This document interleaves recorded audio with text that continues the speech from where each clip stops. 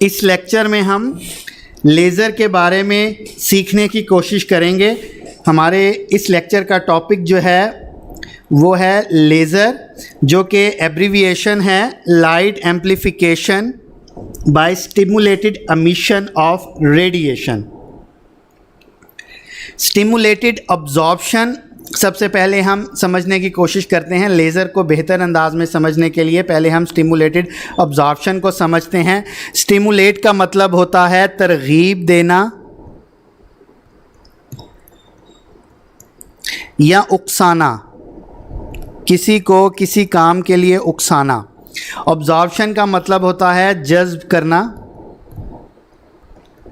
कोई चीज़ जज्ब करना।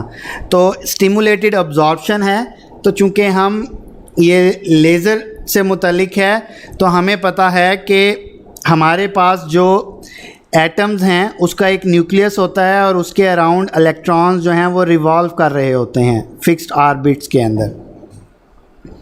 ये ऑर्बिट्स जिनमें वो रिवॉल्व कर रहे होते हैं ये एनर्जी लेवल्स होते हैं।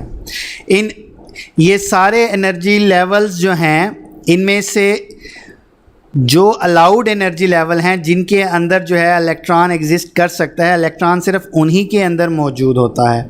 एक एटम के इर्द गिर्द मल्टीपल एनर्जी लेवल्स मौजूद होते हैं, ठीक है। अब ये चूँकि एटम सर्कल के न्यूक्लियस के इर्द गिर्द सर्कुलर शेप में होते हैं, ये जो रिवॉल्व कर रहे होते हैं जिस ऑर्बिट में इलेक्ट्रॉन्स, तो अब वो जिस एक एनर्जी लेवल में होगा हम उसमें से किसी एक एनर्जी लेवल को हम E1 कह देते हैं और दूसरे को हम E2 कह देते हैं। अब E1 एनर्जी लेवल जो है इसको हम ग्राउंड एनर्जी लेवल भी कह सकते हैं और E2 को हम एक्साइटेड एनर्जी लेवल भी कह सकते हैं। अगर इलेक्ट्रॉन जो है वो ग्राउंड एनर्जी लेवल में होगा तो जो एटम है वो ग्राउंड स्टेट में होगा। क्लियर है? ये मल्टीपल एनर्जी लेवल्स हो सकते हैं। यहाँ पर डायग्राम में आप जस्ट E1 और E2 देख रहे हैं, यहाँ पर E3 भी हो सकता है, E4 भी हो सकता है एंड सो ऑन। ये मल्टीपल एनर्जी लेवल्स हो सकते हैं। हमने डायग्राम में जो चीज़ दिखाई हुई है वो सिर्फ 2 एनर्जी लेवल्स हैं, तो इसलिए हम इसको आसानी के लिए सिंप्लीफाई किया है। हम इसको E1 और E2 ही कंसीडर करेंगे। जस्ट चीज़ों को अंडरस्टैंड करने के लिए हम सिर्फ 2 एनर्जी लेवल्स जो हैं वो कंसीडर करेंगे। वैसे एटम में मल्टीपल एनर्जी लेवल्स हो सकते हैं, 2 से ज़्यादा भी हो सकते हैं। अब हमने 2 एनर्जी लेवल कंसीडर किए हैं। इन 2 एनर्जी लेवल के दरमियान जो एनर्जी डिफरेंस है वो है डेल्टा E।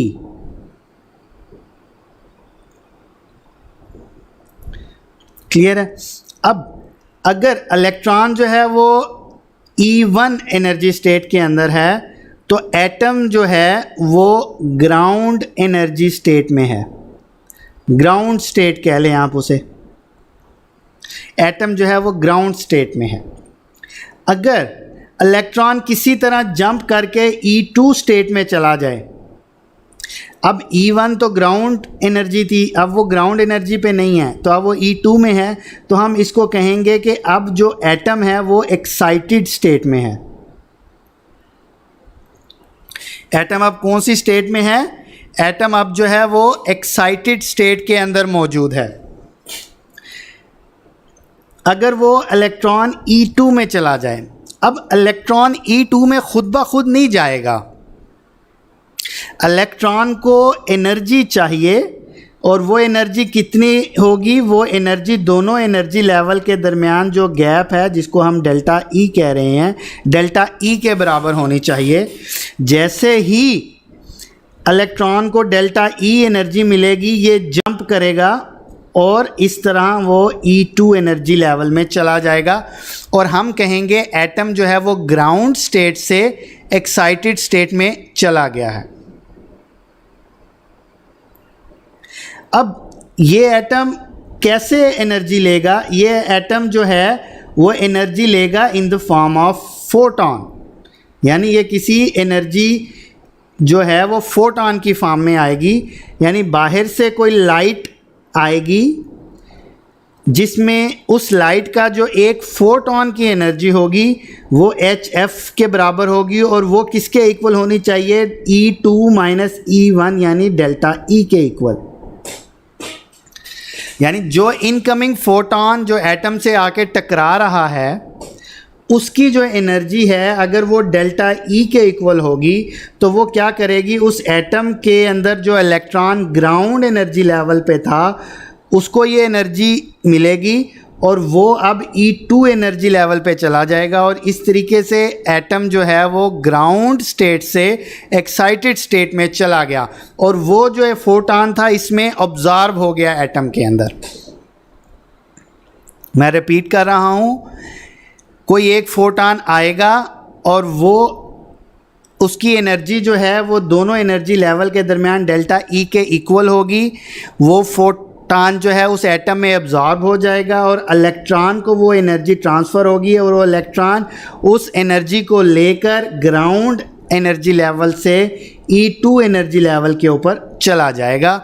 और जब ऐसा होगा तो हम कहेंगे एटम जो है वो पहले ग्राउंड स्टेट में था, जब उसके ऊपर फोटॉन पड़ा वो ऑब्जॉर्ब हो गया और उस फोटॉन ने इलेक्ट्रॉन को तरगीब दी कि अब वो E2 एनर्जी स्टेट के अंदर चला जाए, तो वो E2 एनर्जी स्टेट में चला गया, यानी एटम ओवरऑल एटम जो है वो ग्राउंड स्टेट से एक्साइटेड स्टेट में आ गया। इस प्रोसेस को या इस ट्रांजिशन को जो कि इलेक्ट्रॉन ने की है हम क्या कहेंगे, स्टिमुलेटेड अब्जॉर्प्शन।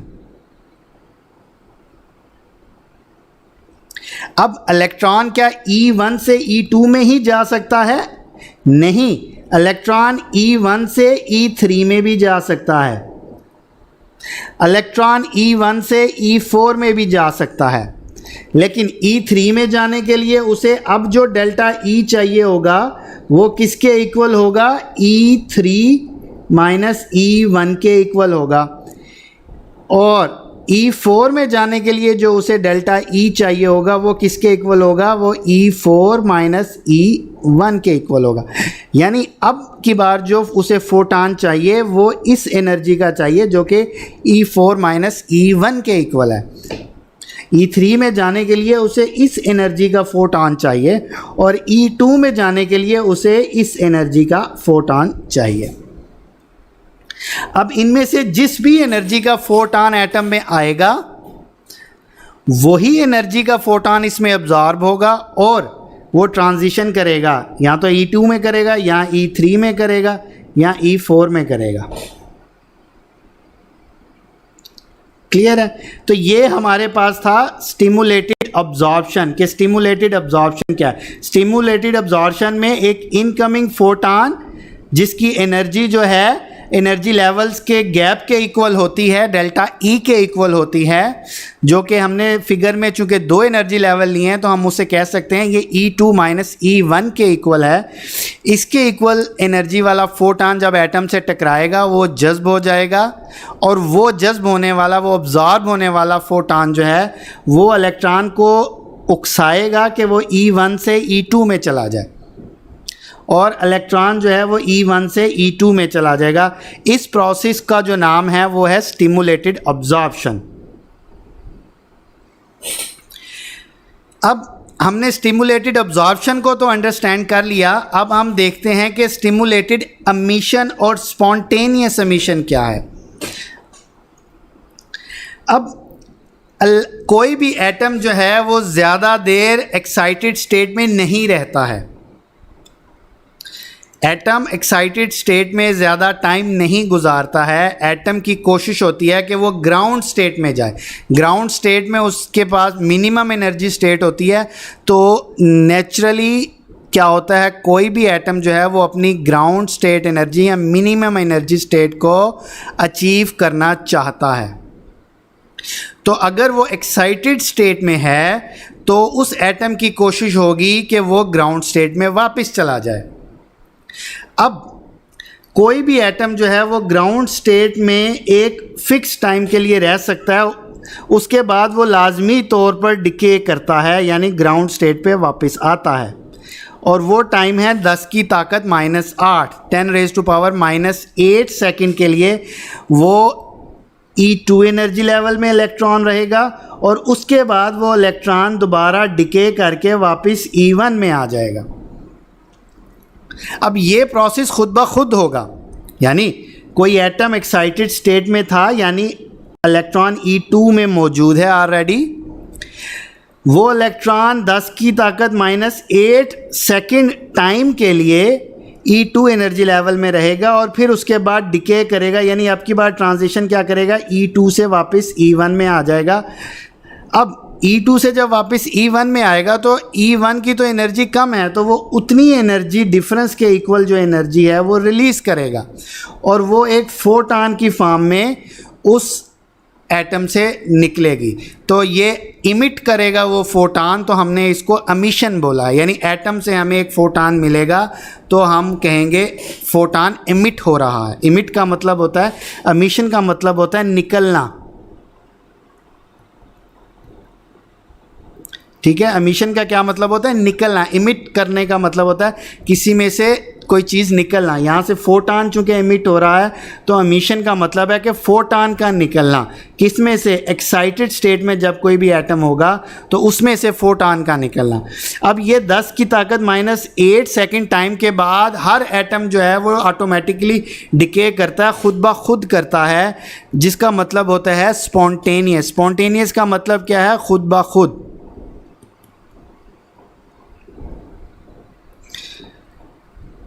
ठीक है, एटम जो है वो खुद ब खुद डिके करेगा, स्पॉन्टेनियस।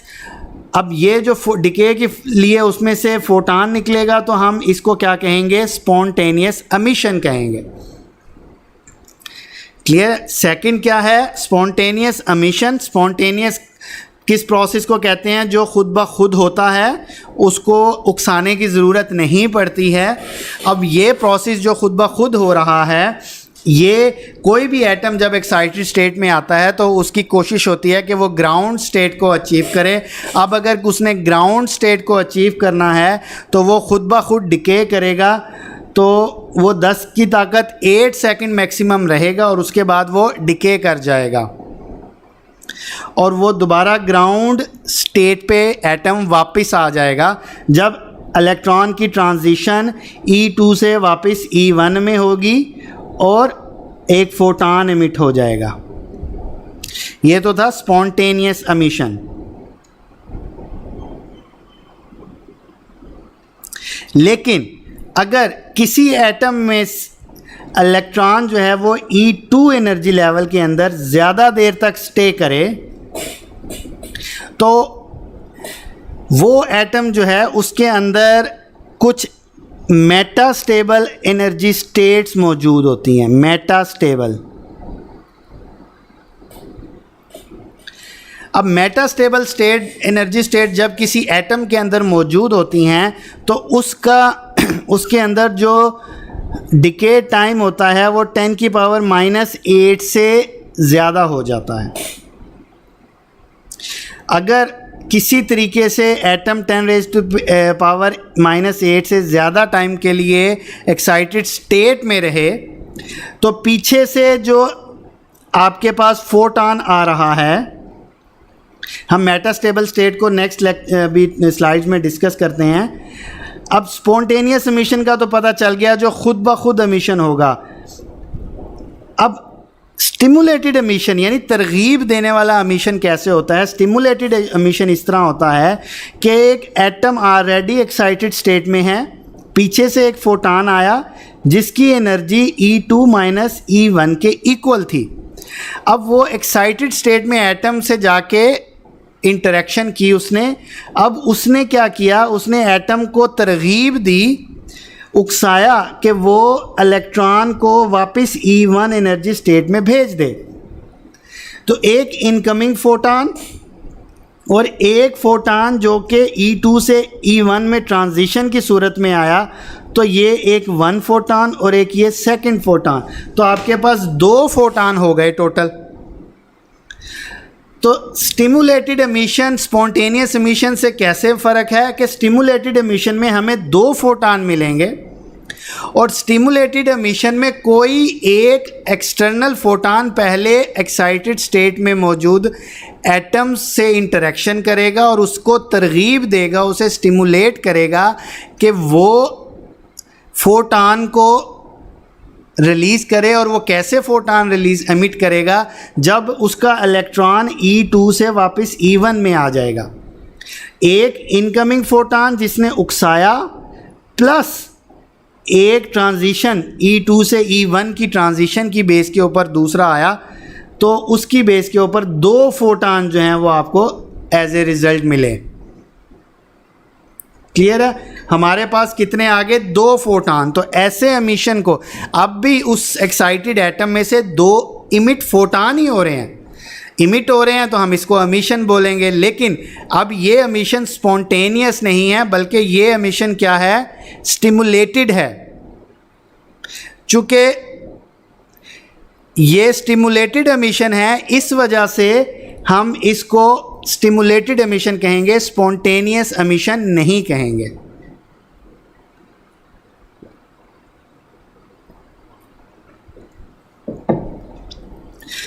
चलें, अब आपको स्पॉन्टेनियस एमिशन और स्टिमुलेटेड एमिशन समझ आ गया। आपको ये भी समझ आ गया कि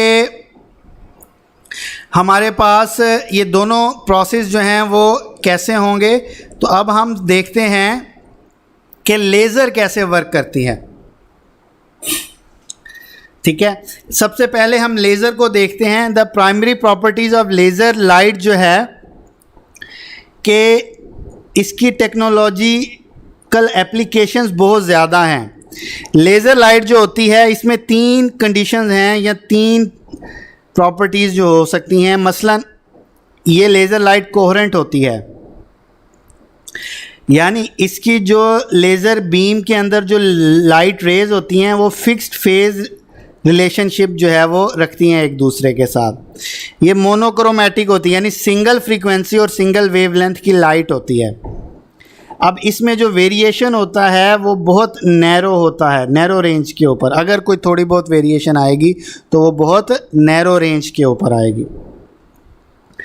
थर्ड वन जो है, जो एंगल की डाइवर्जेंस, यानी लाइट रे जिस एंगल पर जा रही है उसी एंगल पर रहती है, वो डाइवर्ज नहीं करती है, जिसकी वजह से आपको एक स्ट्रेट बीम मिलती है और वो बहुत दूर तक ट्रैवल करती है। बल्ब की लाइट बहुत दूर तक नहीं जा सकती, लेकिन जो लेज़र की लाइट है ये बहुत दूर तक जा सकती है, क्योंकि इसमें एंगल ऑफ डाइवर्जेंस जो है वो कम से कम होता है। अब लेज़र का जो प्रोसेस होता है उसमें 2 एनर्जी ट्रांजिशन इन्वॉल्व होती हैं, एक स्टिमुलेटेड अब्जॉर्प्शन और दूसरी स्टिमुलेटेड एमिशन। ये दोनों एनर्जी प्रोसेस जो हैं वो मिल के लेज़र फिनोमेना जो है वो होता है किसी भी एटम के अंदर।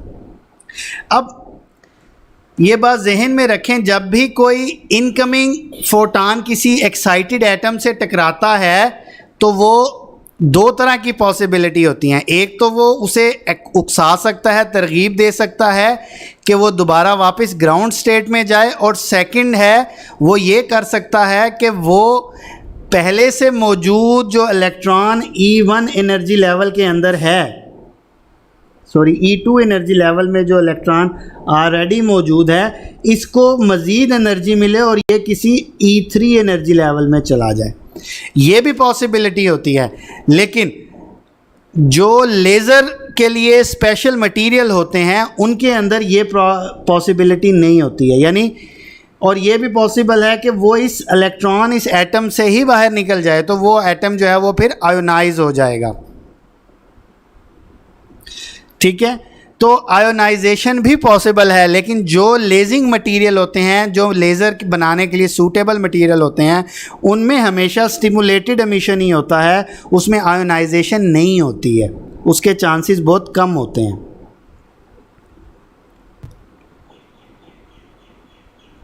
चलें, अब लेज़र के अंदर एक और फैक्टर बहुत इम्पोर्टेंट है जिसको हम कहते हैं पॉपुलेशन इन्वर्जन। पॉपुलेशन इन्वर्जन से क्या मुराद है? पॉपुलेशन इन्वर्जन से ये मुराद है कि एक एटम जब उसमें लेजिंग का प्रोसेस स्टार्ट नहीं हुआ तो उसके ज़्यादातर मैक्सिमम एटम्स जो थे वो ग्राउंड स्टेट में थे। लेट्स सपोज 100 एटम्स हैं और उसमें से 10 जो हैं वो एक्साइटेड स्टेट में हैं और 90 जो हैं वो ग्राउंड स्टेट में हैं।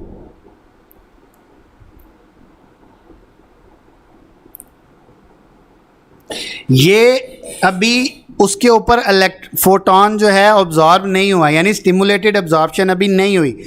100 एटम थे, 10 एक्साइटेड में थे और 90 जो है वो ग्राउंड स्टेट में थे। पीछे से फोटोन आया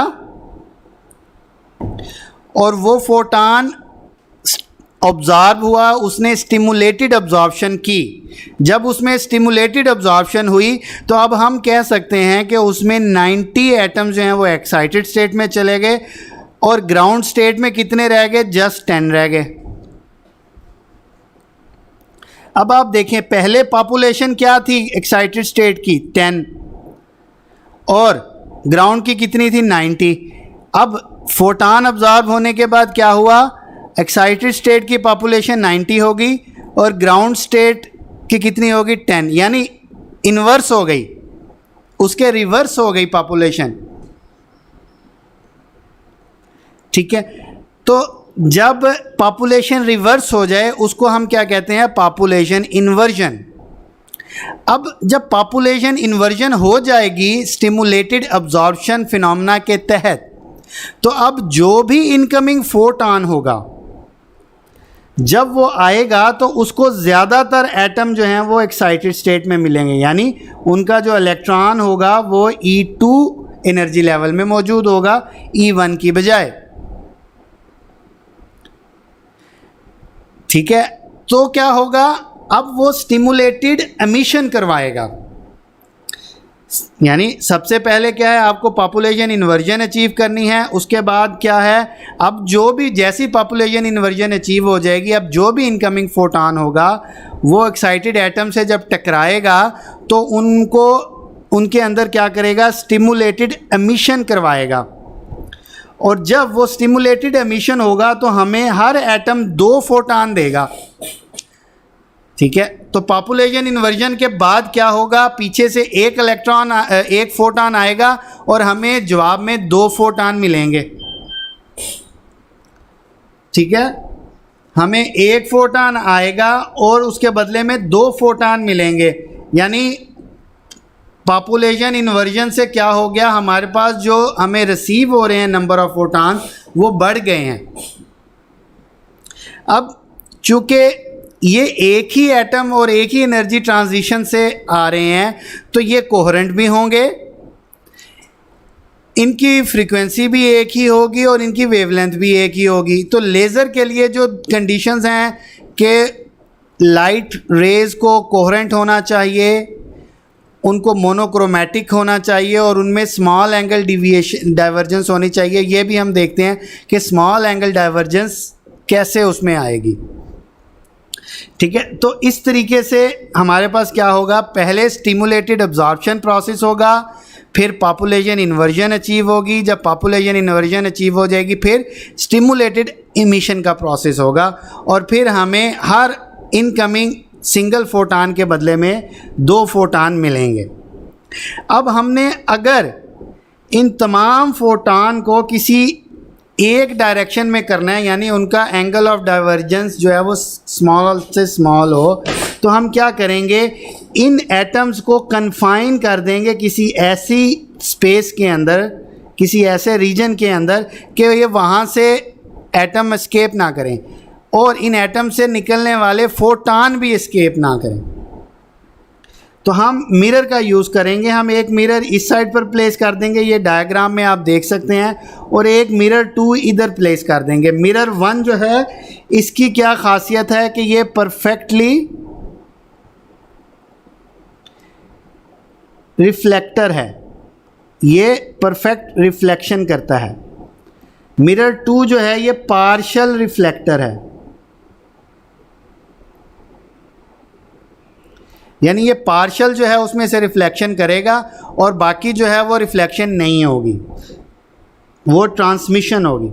अब मिरर 1 की तरफ जो भी फोटोन आएगा इन एटम से निकलने के बाद जब पॉपुलेशन इन्वर्जन हो जाएगी और स्टिमुलेटेड एमिशन भी हो जाएगा तो वो इस मिरर से टकरा के वापस इसके अंदर ही आ जाएगा। अब फोटॉन और किसी साइड से नहीं निकल सकता, फोटॉन के लिए सिर्फ एक ही रास्ता है और वो रास्ता है ये। अब इधर से बाहर से आने वाला फोटॉन तो अंदर आएगा, यहाँ से भी फोटॉन जा सकता है क्योंकि ये पार्शियल रिफ्लेक्टर है, ये मिरर जो है। तो जो फोटॉन यहाँ से बाहर निकलेगा, अब चूँकि उन सारे फोटॉन के पास एक ही रास्ता है तो वो जब निकलेंगे तो ज़्यादातर फोटॉन एक दूसरे से पैरेलल होंगे, यानी एक ही डायरेक्शन में होंगे और उनके दरमियान डाइवर्जेंस जो है वो कम से कम होगी। अब जिस एंगल से ये निकलते हैं उसी एंगल पर ये ट्रैवल करते रहेंगे, चूँकि ये स्मॉल डाइवर्जेंस एंगल पर इमिट करेंगे तो इसीलिए ये स्मॉल डाइवर्जेंस एंगल पर ही रहेंगे। कोहेरेंट होते हैं इसलिए अपना पाथ नहीं चेंज करेंगे और एक ही डायरेक्शन में जाते रहेंगे और इस तरीके से हमें एक कोहेरेंट, मोनोक्रोमैटिक और स्मॉल डाइवर्जेंस एंगल वाली एक लाइट बीम मिल जाती है। चलें एग्जाम्पल हम कोई देखते हैं। हमारे पास जो एग्जाम्पल है वो है एक हीलियम नियॉन गैस लेज़र। इसमें हीलियम के एटम्स भी हैं और नियॉन के एटम्स भी हैं। अब नियॉन के जितने भी एटम्स हैं, मैंने मेटास्टेबल स्टेट का जिक्र किया था, उनके अंदर एक E3 स्टार मैंने किया है। E3 स्टार से क्या मुराद है कि ये मेटास्टेबल स्टेट है। अब नियॉन के एटम के अंदर मेटास्टेबल स्टेट्स होती हैं और उनके दरमियान जो HF एनर्जी लैम्डा है वो यानी E3 स्टार माइनस E2 जो कि HF होगा, ये हाइड्रोजन के लिए एनर्जी डिफरेंस डेल्टा, हाइड्रोजन का जो एनर्जी डिफरेंस डेल्टा ई है उसके बराबर होती हैं। अब नियॉन में चूँकि मेटास्टेबल स्टेट्स होती हैं तो इलेक्ट्रॉन जो है वो मेटास्टेबल स्टेट में 10⁻⁻8 सेकंड से ज़्यादा टाइम गुजारता है।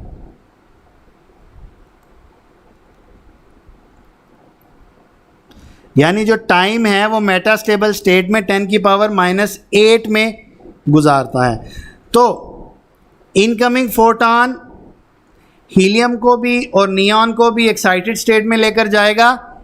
हीलियम का एटम स्पॉन्टेनियस एमिशन करके फ़ौरन ग्राउंड स्टेट पर आ जाएगा, लेकिन जो नियॉन का एटम है वो थोड़ा टाइम ज़्यादा लेगा एक्साइटेड स्टेट में, जिसकी वजह से नियॉन के एटम लेट वापस आएंगे। तो एट द एंड क्या होगा कि नियॉन के एटम एक्साइटेड स्टेट में होंगे ज़्यादा और ग्राउंड स्टेट में कम होंगे, तो पॉपुलेशन इन्वर्जन अचीव हो जाएगी। अब जो भी हीलियम का एटम जैसे ही ग्राउंड में जाएगा वो स्पॉन्टेनियस एमिशन से एक फोटॉन निकालेगा, तो वो फोटॉन जब नियॉन से टकराएगा तो उसमें स्टिमुलेटेड एमिशन करवाएगा, क्योंकि नियॉन का एटम ऑलरेडी एक्साइटेड स्टेट में मौजूद है। तो वो जो स्टिमुलेटेड एमिशन होगा, यानी हीलियम के अंदर स्पॉन्टेनियस एमिशन हुआ, नियॉन के अंदर आपकी बार स्टिमुलेटेड एमिशन होगा और नियॉन का एटम जो है वो 2 फोटॉन देगा। और इस तरीके से आपके पास जो है वो एक लेज़र बीम जो है वो बन जाएगी, क्योंकि ये फोटॉन जो हैं वो कोहेरेंट हैं, मोनोक्रोमैटिक हैं और इनका एंगल ऑफ डाइवर्जेंस बहुत स्मॉल है। चलें, ये तो था हमारा आज का लेज़र का सारा टॉपिक। उम्मीद है कि आप लोगों को समझ आ गई होगी। अगर आप लोगों का कोई सवालात हैं तो आप उसे चैट बॉक्स में लिख दें, मैं उन्हें रीड करके आंसर कर देता हूँ। बाकी हमारी जो एप्लीकेशंस हैं, एप्लीकेशन जो हैं वो लेज़र, बहुत ज़्यादा टेक्नोलॉजीज़ में लेज़र लाइट को हम यूज़ कर रहे हैं। लेज़र लाइट जो है वो इंफ्रारेड भी होती हैं, वो विजिबल लाइट की भी होती हैं और वो अल्ट्रा वायलेट लाइट की भी लेज़र लाइट्स हो सकती हैं। और इनकी जो एप्लीकेशन है, ये लेज़र पॉइंटर के तौर पर अक्सर आपने क्लास में लेक्चर देते हुए या कहीं पर टॉक वगैरह अगर अटेंड किया तो उसमें वो लेज़र के पॉइंटर यूज़ करते हैं।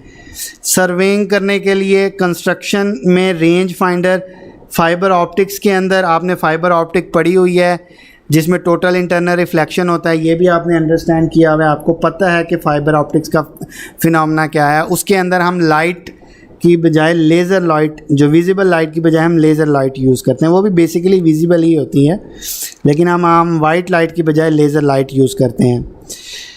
डीवीडीज़ में भी जो डीवीडी प्लेयर होते हैं उनके अंदर भी लेज़र लाइट यूज़ होती है, ब्लू रे प्लेयर्स के अंदर भी। इसके अलावा बार कोड रीडर, कोई भी आप चीज़ें बाय करते हैं मार्केट से, उसके ऊपर बार कोड बना होता है, तो वो भी बार कोड रीडर भी बेसिकली आपका क्या है, लेज़र के थ्रू ही रीड होता है।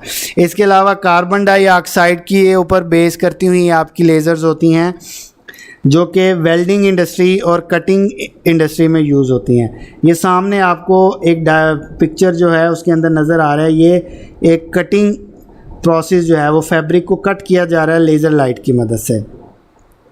एक्साइमर जो है वो एक स्पेशल टाइप की लेज़र जो होती हैं, जो लैसिक आई सर्जरी यानी मेडिकल में भी इसका यूज़ है, जो कि वेरियस एप्लीकेशन में यूज़ होता है।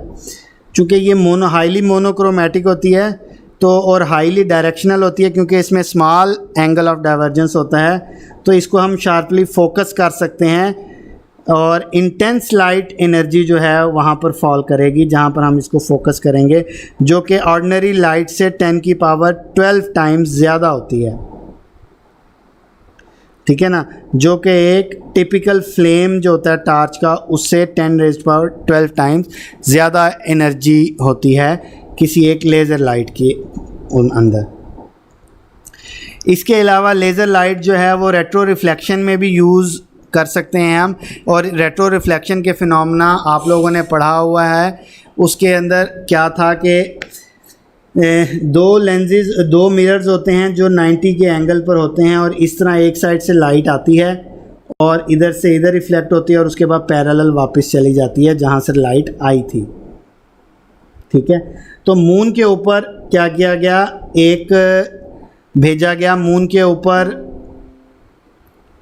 वो भेजा गया एक रेट्रो रिफ्लेक्शन। अपोलो 2 जो मिशन था उसके थ्रू जो है मून के ऊपर एक रेट्रो रिफ्लेक्टर का सेटअप भेजा गया, और उस सेटअप के ऊपर जो है बाद में लाइट फॉल करवाई गई, लेज़र लाइट ज़मीन से उसके ऊपर लेज़र लाइट फॉल करवाई गई, और उस लेज़र लाइट ने फिर क्या किया कि रेट्रो रिफ्लेक्शन का फिनोमेना किया, और उस रेट्रो रिफ्लेक्शन के फिनोमेना ने क्या किया, लाइट को दोबारा रिफ्लेक्ट करके वापस ज़मीन की तरफ भेज दिया। ठीक है, ये सामने अपोलो 2 के ऊपर जो नासा ने सेटअप भेजा था रेट्रो रिफ्लेक्शन के लिए, उसमें क्या होता है, 2 परपेंडिकुलर मिरर होते हैं, एक ये 1 कह लें, ये 2 कह लें। लाइट एक साइड से एक मिरर पे फॉल करती है, इधर जाएगी रिफ्लेक्ट होके वापस, ये ज़मीन से लाइट आई, टकराई और वापस ज़मीन की तरफ चली गई। अब हमने लाइट के जाने का और लाइट के वापस आने का टाइम निकाला, और लाइट की स्पीड हमारे पास होती है, हमें पता है, और फिर उसे 2 पे डिवाइड किया, क्योंकि लाइट ने जाते वक्त जो डिस्टेंस ट्रैवल किया वापस आने पर भी उतना ही डिस्टेंस ट्रैवल किया, तो ये डबल डिस्टेंस उसने ट्रैवल किया, तो 2 पे डिवाइड किया तो हमारे पास क्या आ गया, डिस्टेंस आ गया। तो इस तरीके से हमने ज़मीन से चाँद का जो है वो डिस्टेंस 10 सेंटीमीटर की एक्यूरेसी में फाइंड आउट कर लिया।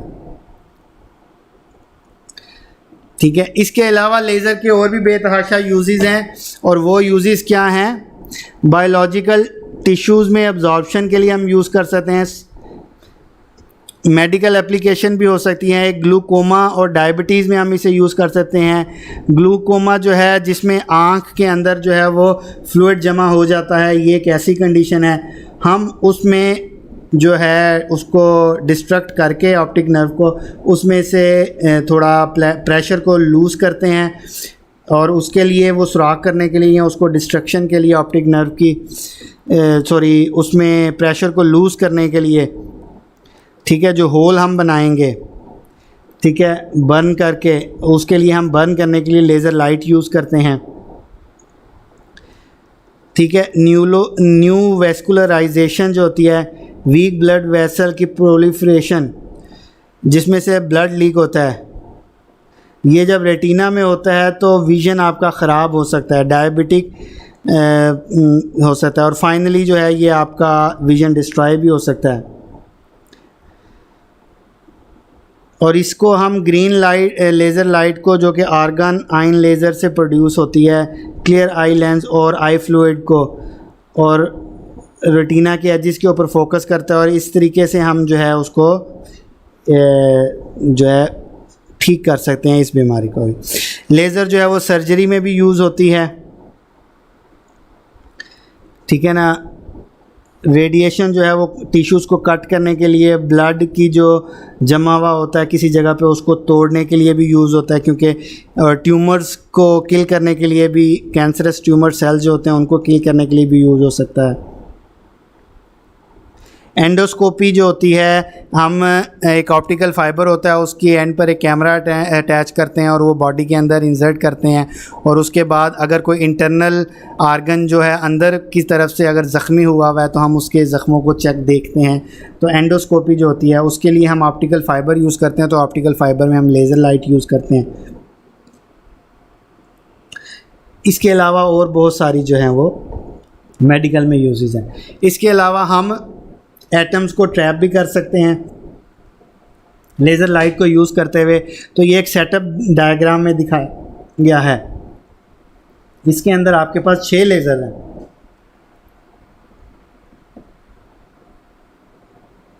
इसमें आपके पास क्या है, 6 लेज़र हैं जो कि एक्स, वाई और जी एक्सिस के अलॉन्ग है। यानी एक्स एक्सिस के अलॉन्ग 2 होंगी, एक ये और एक ये, एक पॉजिटिव एक्स एक्सिस के अलॉन्ग, एक नेगेटिव एक्स एक्सिस के अलॉन्ग। इसी तरह एक वाई एक्सिस के अलॉन्ग होगी 2 और एक 2 जेड एक्सिस के अलॉन्ग होगी। तो ये हर डायरेक्शन में आपके, हर एक्सिस के अलॉन्ग आपके पास 2 लेज़र्स होंगी, सेंटर में एटम्स होंगे, ठीक है। अब इनमें से अगर कोई एक एटम जो है मूव करेगा वो इनमें से किसी एक की तरफ, इन लेज़र लाइट की एनर्जी जो है वो इन एटम के एक्साइटेशन की, यानी E2 माइनस E1 से डेल्टा E से थोड़ी सी बड़ी होती है, ये जो थोड़ी सी स्मॉल होती है, सॉरी।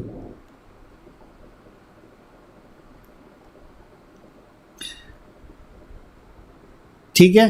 या अब फिर डॉपलर इफ़ेक्ट पैदा होगा। डॉपलर इफ़ेक्ट से क्या होगा, वो एटम जो है वो मूव करेगा, यहाँ पर कुछ एटम्स मौजूद हैं, तो वो इस साइड से आने वाली लेज़र लाइट जो है उसके ऊपर पड़ेगी और उसको वापस धकेलेगी इस साइड। अगर वो इस साइड को मूव करेगा तो इधर वाली लेज़र लाइट वापस धकेलेगी, अगर इधर करेगा तो इधर वाली वापस धकेलेगी। यानी वो किसी भी डायरेक्शन में जाएगा एक्सिस के अलॉन्ग, पॉजिटिव में जाए या नेगेटिव में, तो उसको आने वाली लेज़र लाइट की जो बीम है उसे वापस धकेलेगी, क्योंकि उसकी जो एनर्जी है लेज़र लाइट की वो एग्जैक्ट उस एटम की जितनी एनर्जी डिफरेंस है उसके इक्वल है। अब चूँकि सिंगल एटम्स हैं तो वो उनको वापस धकेलेगी, तो एटम्स जो हैं वो फिर एक फ़िक्स पोजीशन पर रहेंगे और उनका जो डॉपलर इफ़ेक्ट से जो इनकमिंग लाइट की एनर्जी और उनकी डॉपलर इफ़ेक्ट से जो एनर्जी ट्रांजिशन है उसकी एनर्जी एक जैसी हो जाएगी, और जब दोनों की एनर्जी एक जैसी हो जाएगी तो एटम को ये वापस धकेल देगी, और इस तरीके से हम जो है वो एक एटम्स को ट्रैप कर सकते हैं किसी एक फ़िक्स पोजीशन के अंदर। हम लेज़र से ऑप्टिकल ट्वीज़र बना सकते हैं जो कि ट्रैप और मैनिपुलेट कर सकती है स्मॉल पार्टिकल्स को, जो अभी हमने पढ़ा। ये माइक्रोस्कोप के साथ हम ऑप्टिकल ट्वीज़र का कम्बिनेशन यूज़ करके बहुत सारी बायोलॉजी में इसके यूजेस हैं। ऑप्टिकल ट्वीज़र जो हैं वो लाइव बैक्टीरिया को, ट्वीज़र क्या होता है, किसी स्मॉल चीज़ को मूव करने के लिए, एक जगह से पकड़ने के लिए यूज़ होता है ना। ट्वीज़र का जो एक लफ्ज़ी मीनिंग है, अगर आप देखें उसकी जॉब क्या है, तो ऑप्टिकल ट्वीज़र क्या है कि ये एक जगह से दूसरी जगह स्मॉल चीज़ों को मूव करें, यानी लाइव बैक्टीरिया को हम लेज़र लाइट को यूज़ करते हुए मूव कर सकते हैं। क्रोमोसोम्स को हम मूव कर सकते हैं एक सेल न्यूक्लियस के अंदर। फिर हम इलास्टिक प्रॉपर्टीज़ जो हैं सिंगल DNA मॉलिक्यूल की वो जो है वो चेक कर सकते हैं। तो ये सब कुछ हम ऑप्टिकल ट्रैपिंग टेक्निक को यूज़ करते हुए कर सकते हैं। अब लेज़र ट्रैपिंग से जो है हम लेज़र कूलिंग का फिनोमेना भी कर सकते हैं, यानी जब वो एटम ट्रैप हो जाएगा तो वो एटम मूव नहीं करेगा, जब वो एटम मूव नहीं करेगा तो उसकी काइनेटिक एनर्जी कम होगी, जब काइनेटिक एनर्जी नहीं उसकी बहुत स्मॉल होगी। तो अब हम एटम की बात कर रहे हैं, तो एटम जब अपनी जगह पर साकिन हो जाएगा, मूव नहीं करेगा, तो उसकी एनर्जी कम से कम होगी। जब उसकी एनर्जी कम से कम होगी तो उसका टेम्परेचर कम होना शुरू हो जाएगा और इस तरीके से उसका टेम्परेचर डिक्रीज़ कर जाएगा। तो हम लेज़र लाइट को यूज़ करते हुए एटम्स का टेम्परेचर भी डिक्रीज़ कर सकते हैं हम, यानी इस फिनोमेना को लेज़र कूलिंग कहते हैं। हम माइक्रो केल्विन्स के अंदर जो है वो टेम्परेचर डिक्रीज़ कर सकते हैं। अब ये फिगर में आप देख सकते हैं, ये जो ऑरेंज ड्रॉप है ये ट्रैप्ड सोडियम एटम्स हैं ये बेसिकली, जिनको हमने लेज़र बीम की वजह से जो है वो लेज़र बीम को यूज़ करते हुए ट्रैप किया हुआ है। तो ये तो थे डिफरेंट यूजेस ऑफ लेज़र्स। तो हमारा आज का लेज़र का टॉपिक जो है वो कंप्लीट हुआ।